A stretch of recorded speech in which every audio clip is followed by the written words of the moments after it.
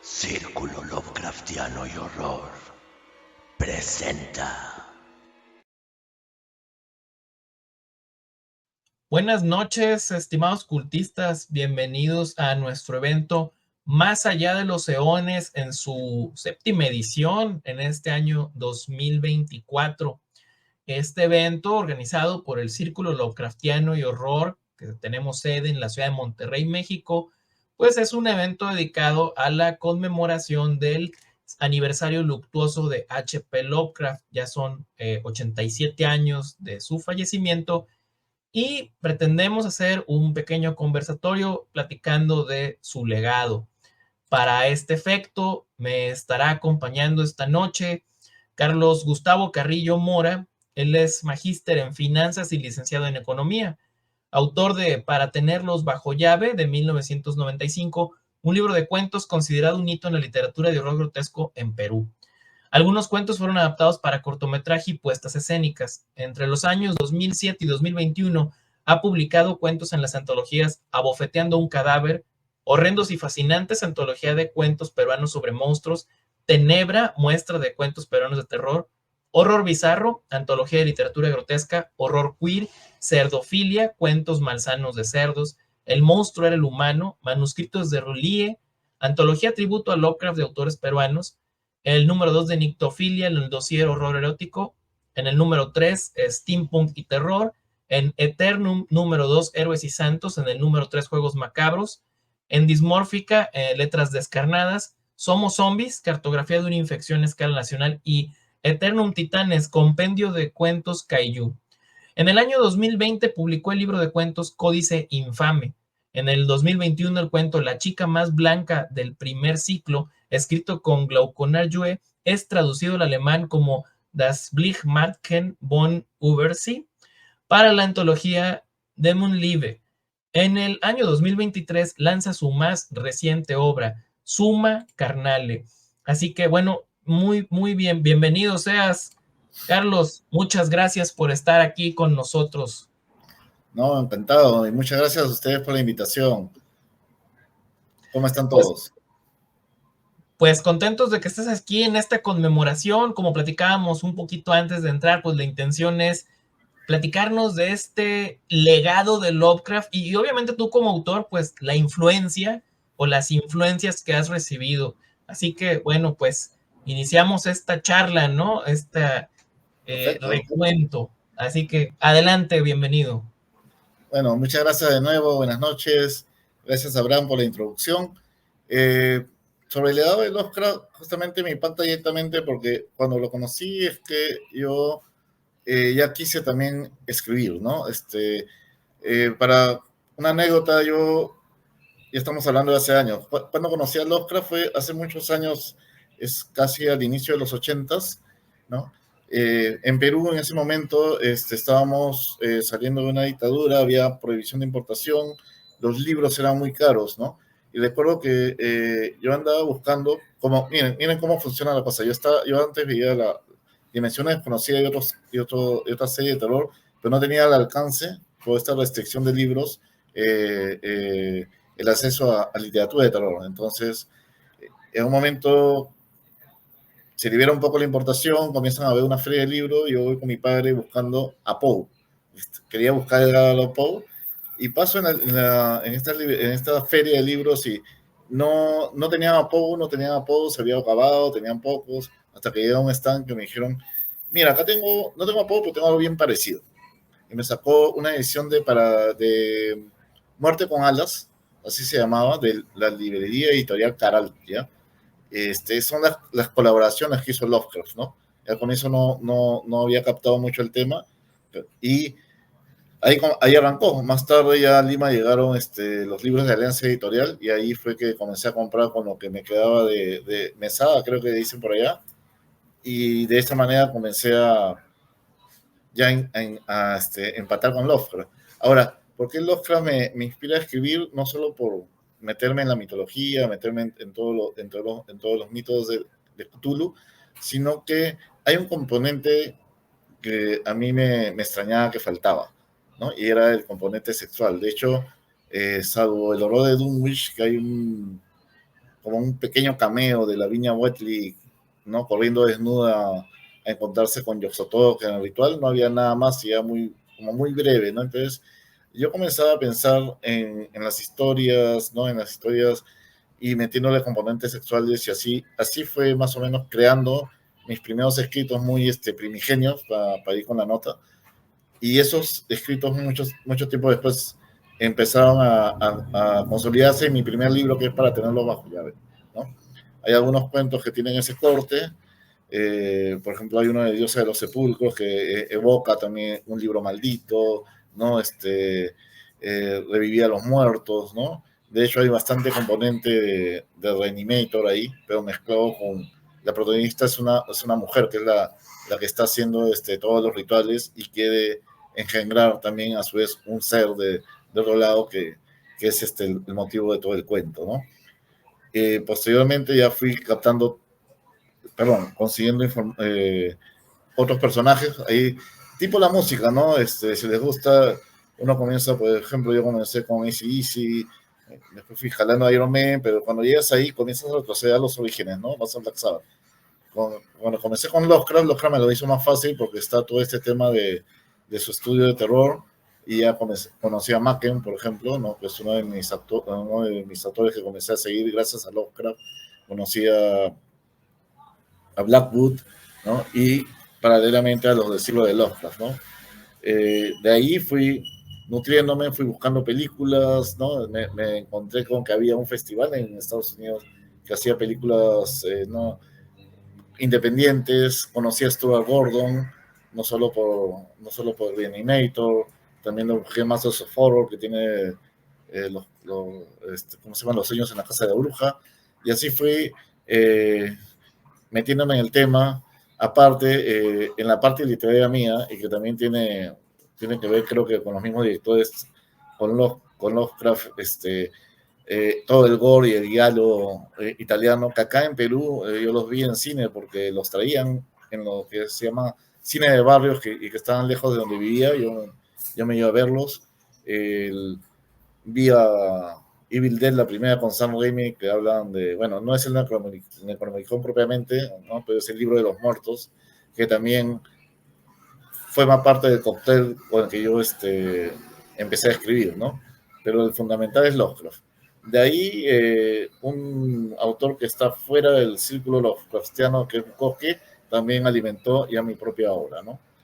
Ahora, como hemos estado hablando del legado de Lovecraft, antes nadie los conocía. Incluso acá en Perú, te cuento que en los 90 yo conocí a un amigo que estudiaba literatura en una universidad acá, que es la Católica, y estudiando literatura era el único que leía Lovecraft en su facultad, ¿no? Todos los demás leían otras cosas. Y nos hicimos patas o amigos, como se dice, amigos, colegas carnales, dicen ustedes, ¿no? Carnales, justamente por Lovecraft. Yo estudiaba, como has leído, yo voy por la ciencia económica, tengo otra rama. Él sí estaba en literatura, pero era curioso. Ahora, básicamente, ya es un lugar común, ¿no? De alguna manera, ¿no? Lovecraft ha llegado incluso a influenciar no solo música de metal extremo, algunos otros tipos de variantes, pero también en South Park me dio mucha risa cuando en el episodio en que Cartman invoca a Cthulhu, que tienen esa liga de superhéroes donde él es el mapache, ¿no? El raccoon, el Kun, el Kun que invoca a Cthulhu. Incluso hay una parte que sale una suerte de círculo de Adón, ¿no? Entonces ahora ya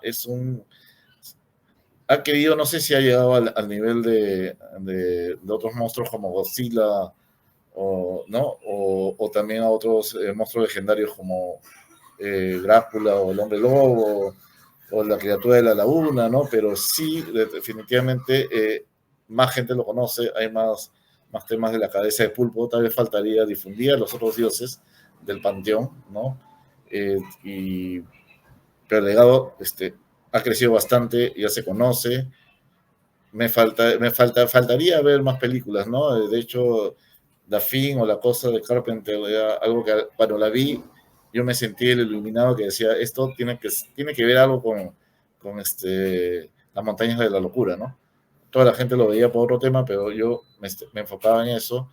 Y posteriormente fueron saliendo algunas películas. Me parece ya que falta mucho más de que el legado cale en lo que es cine, ¿no? Hay cine, como dije, independiente o producciones interesantes, algunas con diferentes niveles, ¿no? Porque es difícil adaptarlo. Hay un horror de Dunwich del 70 que es básicamente un viaje psicodélico, no tiene mucho de Lovecraft en lo que a mí respecta, ¿no?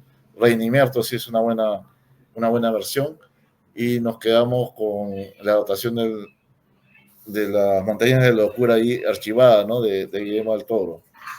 Por ahí me parecería que falta explorar más, pero por ejemplo en la cultura popular ya está.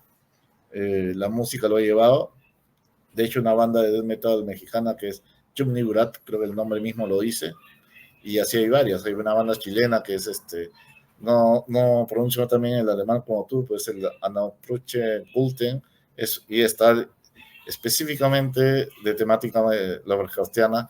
Y acá en Perú también tenemos una que se llama Evil Dam, y que nuevamente, por ejemplo, su primer demo era un tema de pulpos y así, y es del metal y meten la temática de Lovecraft, ¿no? Entonces es un buen momento, estamos en una época privilegiada para los que antes éramos los únicos que conocíamos a Lovecraft y su panteón, o a los dioses primigenios, y el legado debe continuar. De alguna manera, yo me influencio bastante en algunas partes con ese componente, como te digo, sexual. Tengo algunos cuentos que ya se desvían más hacia otro tema, pero sí me mantengo en el tema de terror, ¿no? Ese sí siempre ha sido, como se llama, mi motor. Y quiero tomar ahí algo que mencionabas. Primero, esta parte de que la cabeza de pulpo, ¿no? Los tentáculos de pulpo, que ya forma parte de nuestra imaginación colectiva, pero al mismo tiempo como que se ha caído en esta visión de que, es que para que sea Lovecraftiano tiene que haber monstruos con tentáculos y ya es Lovecraftiano. Y realmente, ¿no? Realmente lo que lo hace Lovecraftiano es el tema del horror cósmico. Entonces, creo que aquí es esta parte, como dices, este legado que no termina de salir de la parte visual, extrañamente siendo Lovecraft alguien que era muy, perdón, no literal, sino más bien adjetivar lo que no se podía describir con términos visuales. Y esa es la parte que caracteriza mucho a su obra. Entonces aquí volvemos a lo mismo, ¿no? También dices, es que para que sea lucrativo tiene que ser inefable, tiene que estar lleno de adjetivos y tiene que haber tentáculos. Y realmente, pues esa no... a veces pensamos que el cine es visual y por lo tanto, si tiene eso, es Lovecraftiano. Pero realmente, ¿cuál sería tu percepción de qué es lo que tendrías que enfocarte más para cuidar en una buena adaptación de un texto de horror cósmico a un lenguaje audiovisual? Te lo pregunto porque se han adaptado trabajos tuyos a medios audiovisuales. Correcto. Sí, estás en lo cierto, ¿no? Estamos en la parte audiovisual, te puedes quedar mucho en la supuesta descripción del horror indescriptible, ¿no? Que es una contradicción en sí. El punto es, yo diría, la atmósfera, ¿no? Que te contagia esa atmósfera que me parece que la tenía mucho por ejemplo, La Cosa, ¿no? La atmósfera angustiosa, la atmósfera de un horror cósmico o desconocido, de alguna manera, por ahí, ¿no? De ahí, por ejemplo, en La Cosa no tienes tentáculos, ¿no? Lo que tienes es este alien, ahí viene el tema cósmico, ¿no? Pero se ha tendido a confundir solamente la parte estética de los tentáculos, que no todos los dioses tienen tentáculos, no todos los dioses del panteón tienen tentáculos, y no se van digamos, como se han ido a la forma y no al fondo, ¿no? El fondo es, como tú bien dices, o el horror cósmico o ese suspenso, esa angustia que te va creando, el que te vas metiendo poco a poco a lo desconocido, pasando de lo real a una irrealidad contundente y sólida, ¿no? Más que visible, sólida, ¿no? Perceptible.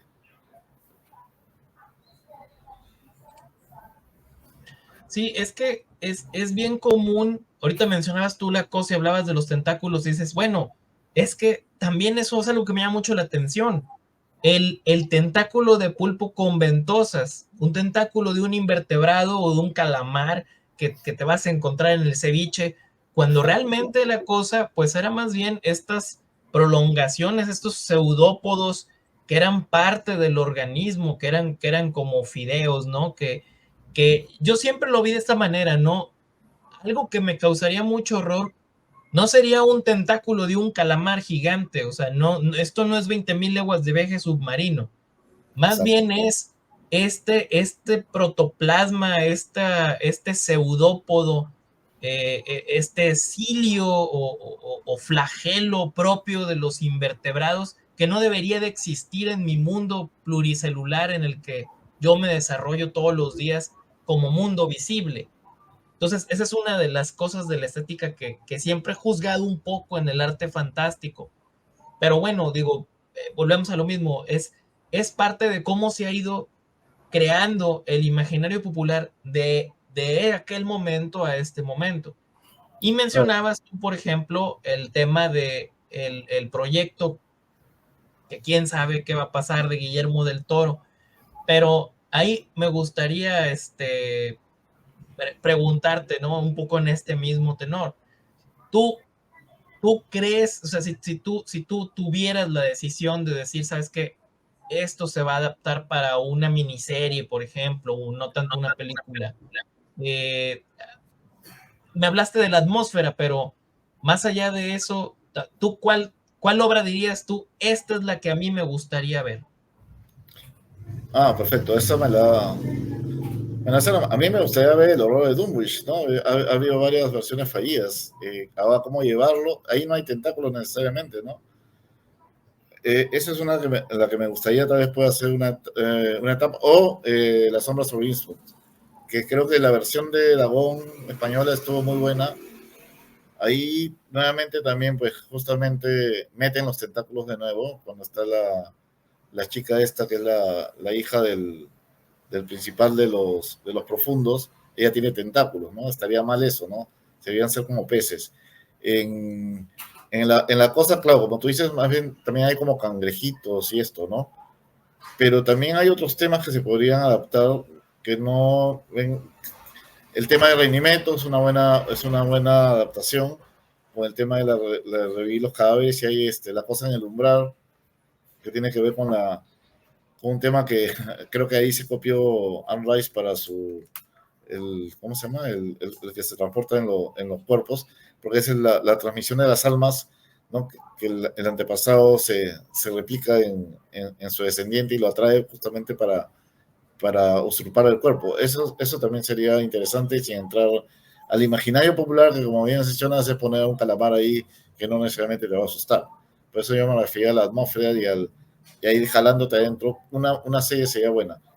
Nuevamente, para recapitular, me gustaría algo de La sombra de Innsmouth, El horror de Dunwich o La cosa en el umbral.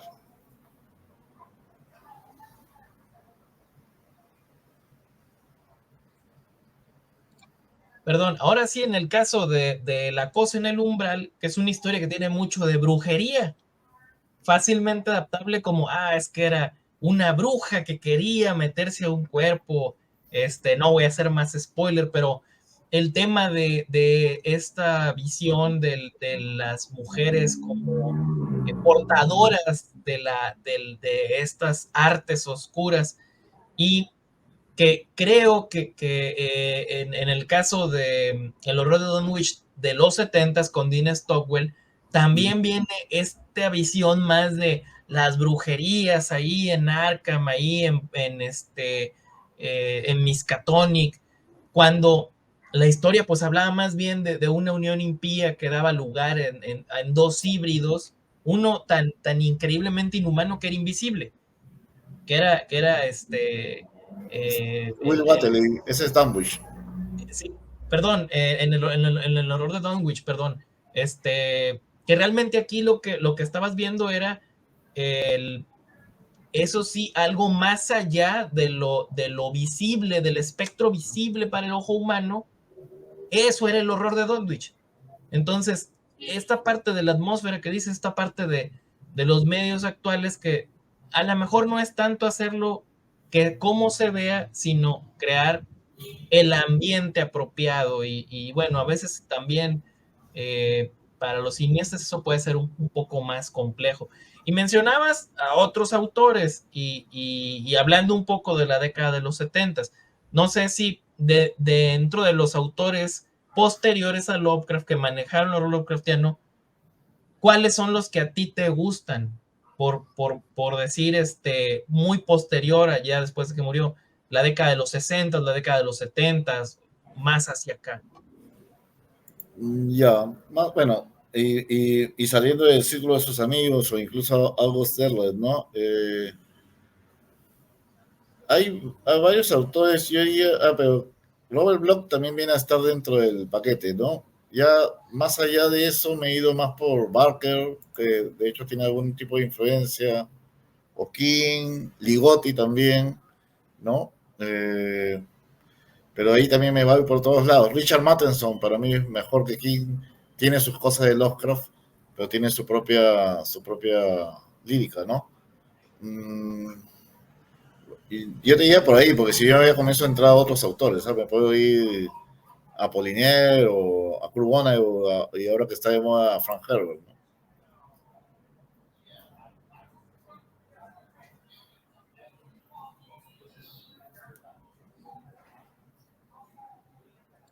Creo que de los que mencionas, Ligotti es de los que la gente a lo mejor puede ubicar más en el contexto de ahorita del primer Delegado. cuarto del siglo XXI por el tema de True Detective de la primera temporada, pero yo siempre trato de traer a colación a un heredero menor que recientemente falleció, Brian Lumley. No sé si tú has Ah, leído el trabajo de él. no, el nombre me suena, pero no he llegado a leerlo. Ya llegó la policía, pues ¿qué hiciste? Si supieras. Ahí vamos a dejarlo. No, lo que pasa es que precisamente yo lo quería sacar a colación porque tú mencionas a Richard Matheson y el tipo realmente crea la atmósfera. ¿Sí? Un escritor muy reconocido, sobre todo con su trabajo con Dimensión Desconocida, pero que destacó también en guión para cine y que él esta parte la sabía hacer muy bien de la atmósfera. Caso un poco contrario con Brian Lumley, que él sí era más de, vamos a hablar de los tuloides que son como estrellas de mar con tentáculos y como que, híjole, toda esta parafernalia de los objetos malditos, los libros arcanos que vuelven a aparecer, incluso él menciona en algunos de sus personajes por ahí en Titus Crow, que son herederos o descendientes de personajes de Lovecraft y como que dices, bueno, hizo su lucha. Y yo creo que ahí me da pie, con todo respeto para él, para preguntar, ¿qué es lo que hace? Ya dijimos qué es lo que se necesita para que algo funcione, pero entrar un poco más en la parte ya no audiovisual, sino literaria. Para ti, ¿qué es lo que hace que una historia en prosa que tú quieres que funcione, falle? Si quieres hacer horror cósmico, vamos a llamarle. En horror cósmico yo pensaría que caer en algunos clichés ya lo veía ascenderle, ¿no? Que podía caer en una fórmula que ya sabías que iba a pasar, ya te hacías predictible, ¿no? Por más que tengas el componente cósmico, ¿no? Enfatizaba mucho, por ejemplo, en los profundos. Me parece que por ahí es que repetía las mismas historias. Ahí tendrías que buscar algo innovador que te saque dentro del mismo cosmos, pero darle una dimensión adicional, ¿no? Algo diferente, eh, nuevamente no, no exagerar con el tema de nuestros amigos cefalópodos, ¿no? Hay toda una temática en Lovecraft, aparte de Cthulhu, tienes a los profundos, tienes la meseta de Len, tienes un montón de cosas que puedes aprovechar. O sea, caer en un cliché sería lo que mataría tu tema cósmico, ¿no? Que hacerlo muy exagerado y no profundizar en esa parte que mencionaste de la atmósfera y cómo vas construyendo el personaje o la situación, ¿no? Como cuando entras a Dunwich, cómo va describiendo, ¿no? La parte de esta montaña verdosas y poco a poco vas viendo las casitas decadentes de esos, ¿cómo se llama? Imbris, ¿no? Que vivían ahí y por ahí diría que te caes, ¿no? Repetir la fórmula sin meterle algo de sustancia adentro. Sí, lamentablemente es esto que llamamos el pastiche, ¿no? O sea, y hay pastiches buenos, que son sabrosos, y hay pastiches que son eso, ¿no? Son clichés, son lugares comunes, como dices. Creo que esa es la parte que mata más rápido una historia, hacerla predecible. Y aún así, digo, creo que sí había cierto dejo de predictibilidad, porque en el tema de Lovecraft, pues tú sabías que el final, el personaje, pues tenía que contarte la historia, pero o iba a acabar loco o iba a acabar muerto. Y si estaba vivo, pues estaba medio loco y te estaba contando la historia. Y si estaba muerto, la leíste en una libreta donde él empezó a anotar sus horribles noches y las cosas que vio en la ventana. Aquí en esta parte, creo que Lovecraft era un hombre de su tiempo y Sí. así estos cierres, porque era lo que la literatura normalmente tenía ese recurso de a cómo te hago llegar el manuscrito encontrado en una botella o en un cuarto abandonado, ¿no? Y bueno, aquí yo te preguntaría cómo, cómo manejas tú mencionabas romper estos clichés o no caer en ellos, sino proponer maneras diferentes. ¿Cómo lo propondrías tú si tuvieras que platicárselo a alguien que estuviera tallereando un texto de horror sobrenatural? Ya, correcto. Claro, es buscar, como tú dices, el pastiche ese, tal vez contar sabes que vas a llegar ahí, pero también es la forma de cómo llegas, ¿no? En algunos casos, lo que he visto, volviendo al tema anterior, es que sí es la misma fórmula demasiado exacta como ya sabes el contenido, darle alguna vuelta. A ver, eh, podrías agarrar, como yo hice con, ¿cómo se llama?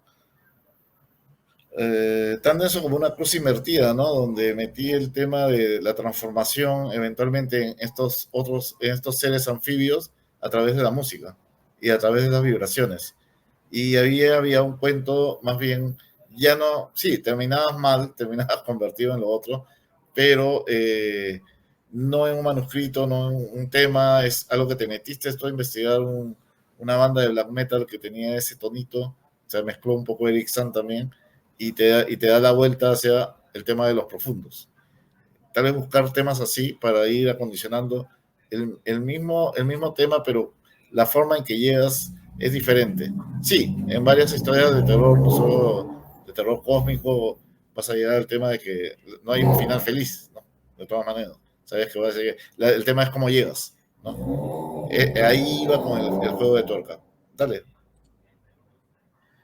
Sí, y qué bueno que mencionas este tema de las vueltas de tuerca, porque pues tiene su chiste hacerla, pero yo creo que al final pues todos somos producto de lo que vamos leyendo y de cómo vamos asimilando esos recursos o Diferente. esas técnicas. Y aquí, bueno, hablamos de cine, hablamos de música, hablamos de autores. A mí me gustaría, siempre digo, no puedo quitarme el estigma de que escribo ciencia ficción y me gusta pensar un poco como hacia adelante. A 87 años de su fallecimiento, convertido Cthulhu en una superestrella ya en los medios, en el imaginario colectivo, ¿tú cuál crees que sea lo que siga? Por ejemplo, ¿cómo nos está influyendo ahora todo este tema de los medios de comunicación, de las tecnologías? ¿Hacia dónde crees que pueda moverse esta influencia? ¿Hacia dónde se expandirán estos pseudópodos del legado de Lovecraft en el futuro cercano, en el corto plazo? ¿Cuál es tu opinión de esto? Si te entiendo, es a qué otros medios vamos a seguir viendo tentáculos, pero tal vez sin sustancia en otros, yo te entendí en otros medios que se hagan, por ejemplo, que la inteligencia artificial adopte a los dioses cutulianos, por ahí va tu pregunta. Sí, más que nada el tema de, por ejemplo, los videojuegos, ¿no? Cuando éramos pequeños, los videojuegos del Atari, pues era un pixel era una nave, un pixel era una pelota, un pixel eras tú, o sea, era muy limitado. Cuando empiezan los videojuegos de terror a finales o mediados de los 80s con el Nintendo y el Super Nintendo y los juegos de computadora sobre todo, empiezan a mejorar las gráficas, empieza hasta que lleguemos a cosas muy inmersivas, donde cae la oscuridad y ya sabes que ya valió todo y Ya no lo valió pongas madre. con un sonido surround porque atrás de ti camina la enfermera sin cara. Entonces, más bien es como que con todo lo que está pasando ahorita con la revolución de los medios, ¿hacia dónde va esta influencia? Bueno, esa influencia puede calar, como tú mencionaste, el ejemplo de la realidad virtual, puede calar tal vez en transformarse uno mismo en uno de estos seres. Yo siempre pienso en los profundos, ¿no? En una mutación del momento que te inviertes tanto. Tal vez podamos ver ese horror intangible o sentirlo mejor en una de estas plataformas virtuales, ¿no? Cómo ver ese ser de Doomwish, ¿cómo se llama? El que era más parecido al padre, que supuestamente es invisible para los ojos humanos. Eh, yo pensaría que la parte estética de adaptación podría calar más, el legado seguiría cristalizándose más conforme pasa el tiempo y la tecnología mejora.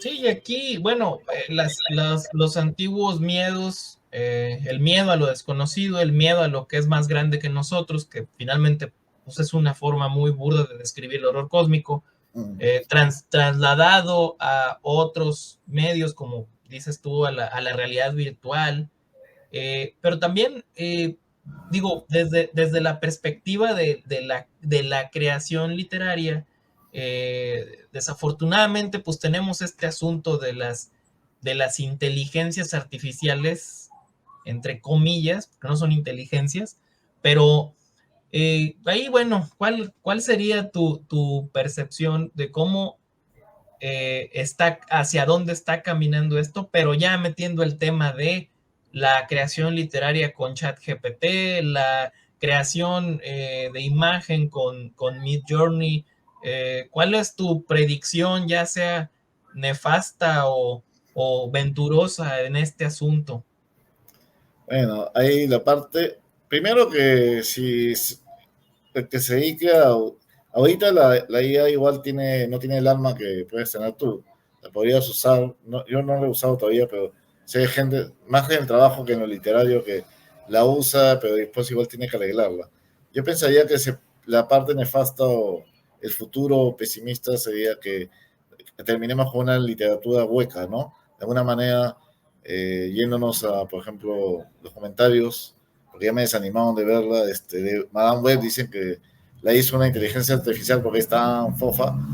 Pienso que tanto la parte pictórica y la parte literaria podría caer en ese tema de algo sin sustancia al final, que curiosamente podría ser una criatura lovecraftiana, algo sin sustancia y fofo, que ya pierde el alma, ¿no? Y todos nosotros nos quedamos como los marginales que seguimos haciéndolo todo por nuestra cuenta y sí dándole el alma, oscura o no, a su obra. Y desafortunadamente, pues pareciera, ¿no? El apetito por los pastiches hechos en segundos visuales y literarios es descomunal. Y aquí entra también esta parte, tú mencionabas muy al inicio, hace un ratito, acerca de seguir dando a conocer el legado, no solamente la obra de Lovecraft, sino de quienes continúan su trabajo. Y en ese sentido, ¿tú cuál crees que pudiera ser si a ti te tocara, sabes que yo voy a hacer o ya eres un profeta del caballero de Providence. En este caso tú dirías, bueno, ¿cómo difundiría yo la palabra para que más gente se acerque a su trabajo? Desde el tema de gestión cultural y trabajo propio. Como un evangelizador de Gabón.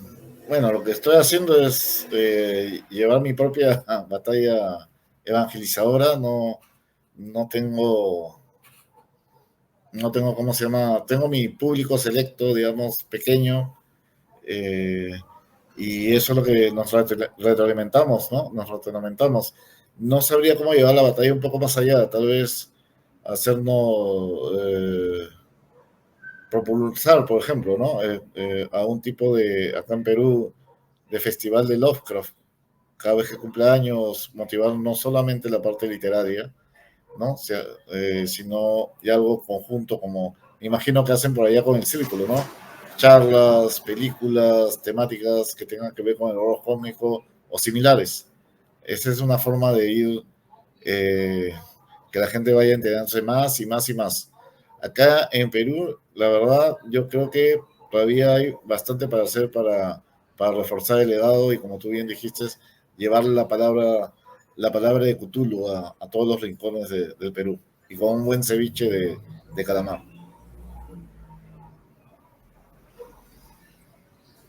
Un ceviche, así como lo hacen ustedes, que es legendario, ¿no?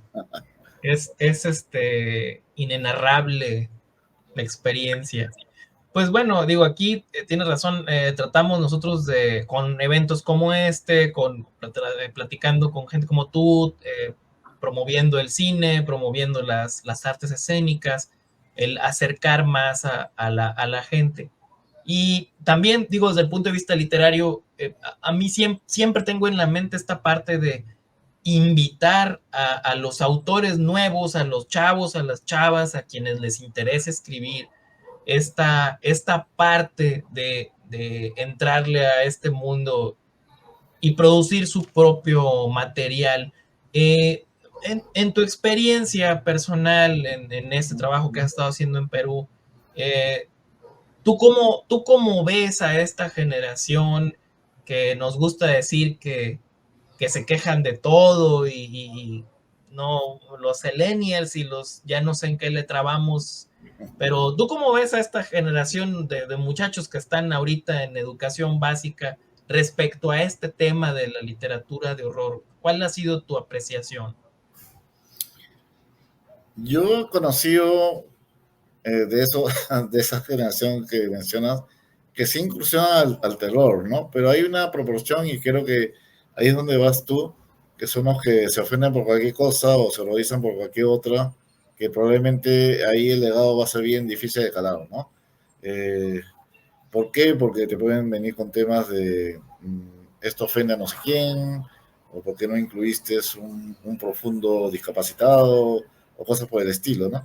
Que no estaría mal, pero dependiendo cómo lo cuentas, ¿no?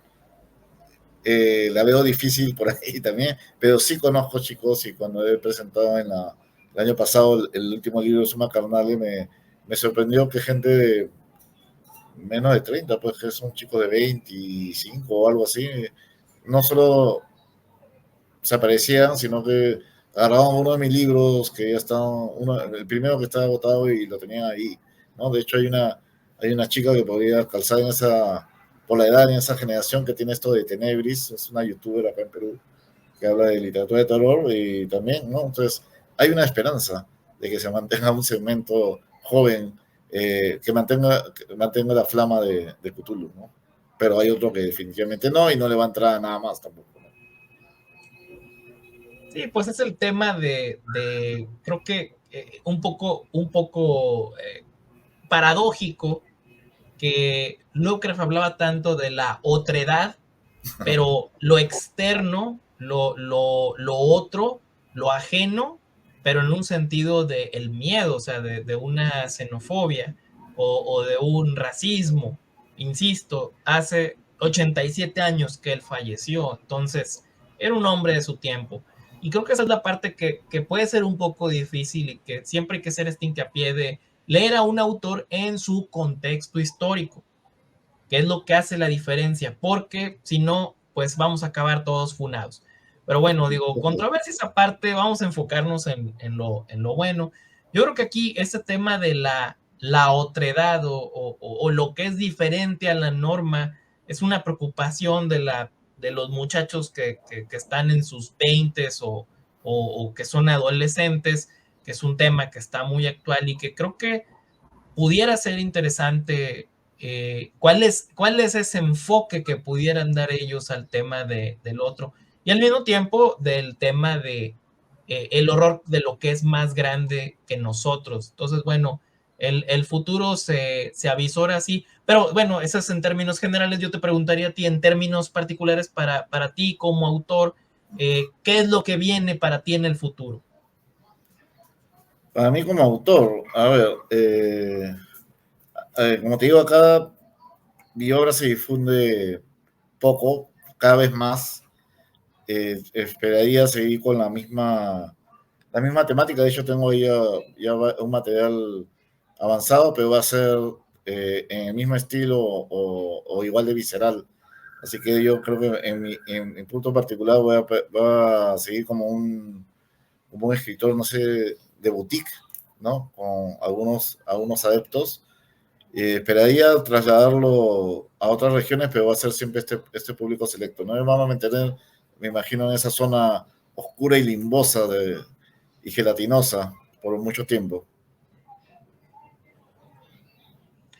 Sí, pues aquí digo, deseamos lo mismo, que dures mucho tiempo aportando a ese limo goteante de esos tentáculos. Y más que nada la pregunta va porque siempre pues nos interesa de nuestros invitados el sacarles la exclusiva de si tienen algún libro sacado de la manga por ahí que vayan a sacar. Pero bueno, independientemente de lo que ya estás haciendo, ¿cuál sería tu proyecto personal? Algo que tú dijeras, yo tengo muchas ganas de, dentro de este género, explorar este tema. Porque viendo tu reseña, bueno, exploraste el tema de los kaijus, por mencionar algo, ¿no? Pero algo que tú digas, me gustaría explorar esto en el futuro cercano. En el futuro cercano, bueno, tal vez algo más del mío es un horror que consideran acá explícito. Bueno, sí tiene ese componente explícito. Y tal vez entrar a algunas lides más sutiles, pero con el mismo contenido de veneno, ¿no? No tengo ningún proyecto de eso cerca, pero por ejemplo, ya que mencionas del Kaiju, es muy gracioso porque salió esta antología y me animé, y el tema era que tenías que tener un Kaiju. Y les digo acá porque justamente mezclé el tema de los castellanos con los Kaiju. El mío es este es capítulo 66, Ultra 7 versus los hongos transformistas de Yugot, ¿no? Y ahí hay un cameo al final de Cthulhu, ¿no? Porque primero se enfrentan a estos hongos. Transformistas son porque imagínate, en órganos genitales gigantes y masacran Osaka, ¿no? Entonces, claro, esa parte, ahora que lo pienso, también podría explorar un poco más de eso, más es una, no sé si ficción irreverente o algo así, ¿no? Entre eso y alguna sutileza más, no sé si llamarla fantasmagórica. Fantasmagórica en el sentido tradicional de los espíritus chocarreros, las cadenas y las mortajas. Más de demonios, ¿no? Es exorcismos, eso.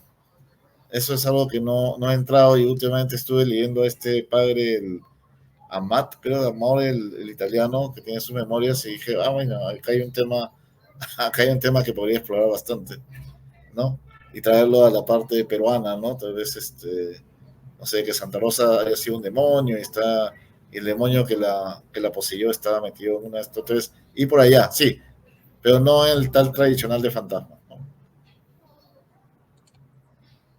Ok, digo también es curioso cómo ahorita estamos ya entrando en el tema del sincretismo religioso muy, muy latinoamericano, Sí. el bien, el mal, ¿qué es lo que da más miedo? El diablo. Entonces ponle a Evil Dead, el despertar del diablo, y ponle a Rawhead Rex, el sacristán del diablo. Pero sin embargo, lo que tú mencionas, pues es interesante porque esa fue una visión muy derletiana, ¿no? De decir, los Old Ones Sí. eran estos, y los antiguos eran estos, y estos son buenos, y estos son malos, y aquí eran parientes, y reordena un poco toda esta mitología que Lovecraft deja, que bien que mal pareciera que esa visión derletiana de los mitos de Cthulhu nos cayeron de perlas a los latinoamericanos. Pero bueno, esperemos que pronto puedas ver puedas entregarnos esta visión ya aterrizada en prosa. Estamos ya en la recta final. Carlos, ¿algo más que nos quieras compartir como modo de cierre? Bueno, antes también complementar, cuando mencionaste lo de las películas, mencioné lo de Cerebral, las películas que quería ver, pero en realidad me está echar el caso de Charles Stewart, ese sería una buena serie, ¿no? Y ahí también tienes el tema, ya no es una mujer la bruja, pero no te vas la puedes manejar de varias formas y adaptarlo incluso a algunos temas de audiencia nueva, como creo que ha hecho la caída de la casa Witcher en Netflix, ¿no? A ver, en compartir con ustedes que estoy siguiendo estoy trabajando, tuviste una primicia, estoy trabajando en una novela que tenía guardada hace mucho, y de hecho, si bien es más de asesinos seriales, sí está metido en un culto, porque estos adoran a una señora de las alas oscuras. Entonces estoy entrando en ese tema, y espero que pronto la puedan ver, ¿no? Tal vez en un par de años. Y conseguir también ahora que mencionas lo de lo religioso, es curioso porque mi primera colección de cuentos del 95 que tú leíste se llama Para tenerlo bajo llave, pero las dos siguientes que siguieron, una es Códice Infame y la otra es Suma Carnale, que al propósito saqué el tema religioso, si bien los textos son más orientados a horror cósmico o asesinos en series, y no hay esa distinción que bien mencionaste de Derlet, ¿no? De arreglar todo como el bien y el mal, sino estas son solamente hay un tema, no hay un tema, no hay una lección de bien y mal en ninguno de estos cuentos, ¿no? No sé si tú quieres preguntarme algo más. Pues ahora sí que el tiempo se nos viene encima. Estamos entrando a algo, a un tema del horror religioso o el sincretismo, que daría para una muy buena charla más adelante. Te voy a comprometer aquí a que después, cuando celebremos el onomástico de Lovecraft en agosto, y si te es posible, ¿verdad? Queda la invitación abierta a que nos acompañes para platicarnos más, pero ya de este tema de nuestro horror religioso católico, que históricamente pues tiene bastante tela de donde cortar. Pero bueno, algo que nos quieres decir como a modo de cierre de tu parte. No, cuenten conmigo para cualquier evento, ¿no? Y asegúrense de conseguir alguno de mis cuentos para que puedan ingresar a una noche eterna de horrores viscosos y lascivos.